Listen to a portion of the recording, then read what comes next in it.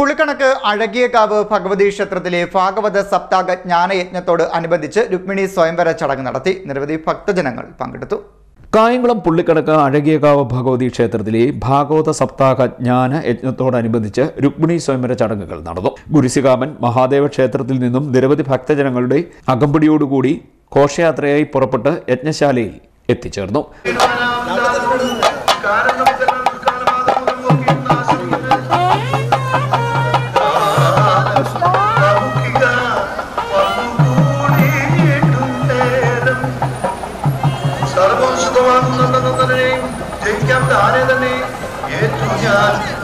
സമയം ഇവൻ തോന്നിയില്ല. പിന്നെ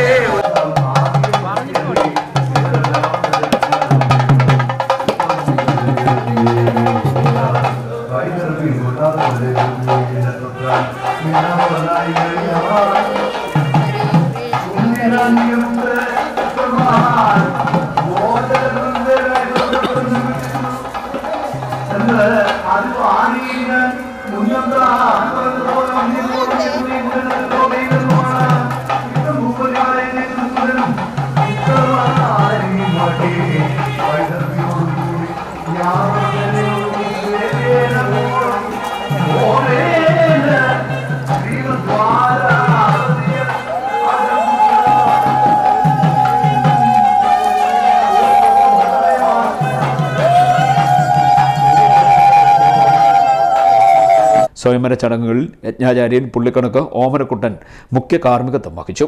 അദ്ദേഹത്തിന് 6 സന്താനങ്ങളാണ്. 5 പുത്രന്മാരും 6ാമതായിട്ട് വന്നു പിറന്ന ഒരു പുത്രി. ആ പുത്രിയാണ് രുക്മിണി. വളരെ ചെറുപ്പം മുതൽ തന്നെ രുക്മിണി ദേവി ശ്രീകൃഷ്ണ പരമാത്മാവിനെ മനസ്സ സ്വീകരിച്ച ഒരു കന്യകയാണ്.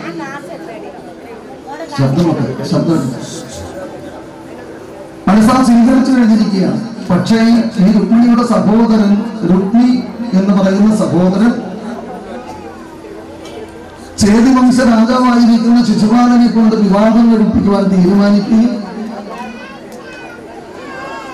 അതിനുള്ള എല്ലാ ക്രമീകരണങ്ങളും സജ്ജമാക്കി കഴിഞ്ഞു. വിവാഹത്തിന് 2 നാൾ മുൻപ് ഒരു വേദിയവരൻ എന്ന് പറഞ്ഞാൽ ഒരു ബ്രാഹ്മണ ശ്രേഷ്ഠൻ രുക്മിണിയുടെ അന്തഃപുരത്തിൽ വിവാഹദീക്ഷാ മന്ത്രം ഉപദേശിക്കുന്നതിന് വേണ്ടി ചെല്ലുന്ന സമയത്താണ് രുക്മിണി ദേവി അറിയുന്നത് ഇന്നേക്ക് 2ാം നാൾ ചേതിവംശ രാജാവായിരിക്കുന്ന ശിശുപാലനെ കൊണ്ട് എന്നെ വിവാഹം കഴിപ്പിക്കും എന്ന്. വേദിവരൻ വന്ന് വിവരം പറഞ്ഞു. ഇത് കേട്ടുകൊണ്ട് രുക്മിണി ദേവി 2 ദൂത് കൊടുത്തു വിടുക. അതിലൊന്നാമത്തെ ദൂത്, വളരെ ചെറുപ്പം മുതൽ ഭഗവാനെ കൃഷ്ണ, ഞാൻ നിന്നെ വരിച്ചു കഴിഞ്ഞിരിക്കുക, നീ വന്ന് എന്നെ കൂട്ടിക്കൊണ്ടു പോകണം. ചേതിവംശ രാജാവായിരിക്കുന്ന ശിശുപാലനെ കൊണ്ട് വിവാഹം കഴിപ്പിക്കാൻ തയ്യാറായിരിക്കുകയാണ് എന്റെ സഹോദരൻ രുക്മി. ഇന്നേക്ക് 2ാം നാൾ എന്റെ വിവാഹം നടക്കണം. അതുകൊണ്ട് ഭഗവാൻ എന്നെ കൂട്ടിക്കൊണ്ടു പോകണം. ഇല്ല എന്നുണ്ടെങ്കിൽ എന്റെ ഈ ഭൗതികമായിരിക്കുന്ന ശരീരം ഞാൻ ഉപേക്ഷിച്ച് ഭഗവാനിൽ വന്ന് വിലയം പ്രാപിക്കും. ഈ 2 ദൂതാണ് കൊടുത്തു വിട്ടത്. ആ വേദി വരെ നിന്ന് രുക്മിണി ദേവി, അതായത് ഭഗവാൻ ശ്രീകൃഷ്ണ പരമാത്മാവിനെ പറഞ്ഞു. അത് വായിച്ചു കേൾപ്പിച്ചു. ഇതിന് പ്രകാരം ഭഗവാൻ ആരോടും പറയാതെ തനിച്ച് തന്റെ രഥത്തിൽ അവിടെ നിന്ന് കുണ്ടില നഗരിയിലേക്ക് യാത്ര തിരിച്ചു. അവിടെ ചെന്നപ്പോൾ ഭഗവാൻ കാണുന്ന കാഴ്ച, രുക്മിണി ദേവിയെ അഷ്ടലക്ഷ്മികളുടെ സാന്നിധ്യത്തിൽ അവരുടെ കുലഗുരുവായിരിക്കുന്ന ഉമാമഹേശ്വര ക്ഷേത്രത്തിലേക്ക് വിവാഹദീക്ഷ മന്ത്രം ഉപദേശിക്കുന്നതിന് വേണ്ടി കൊണ്ടുപോകുന്ന ഒരു കാഴ്ചയാണ് ഭഗവാന് കാണുവാൻ സാധിച്ചത്. ഞായറാഴ്ച കുചേല ആഗമനം, തിങ്കളാഴ്ച അഭിവൃത സ്നാന ഘോഷയാത്ര എന്നിവ നടക്കും. തിങ്കളാഴ്ച അഭിവൃത സ്നാന ഘോഷയാത്രയോടുകൂടി ചടങ്ങുകൾക്ക് സമാപനം കുറിക്കും.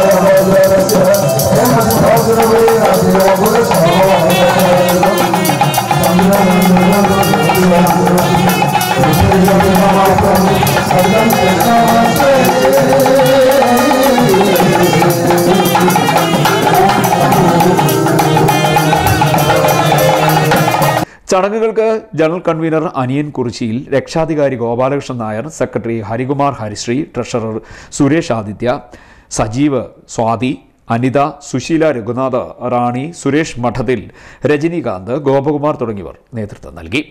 ഈ വർഷത്തെ മീനഭരണി മഹോത്സവം ബുധനാഴ്ച നടക്കും.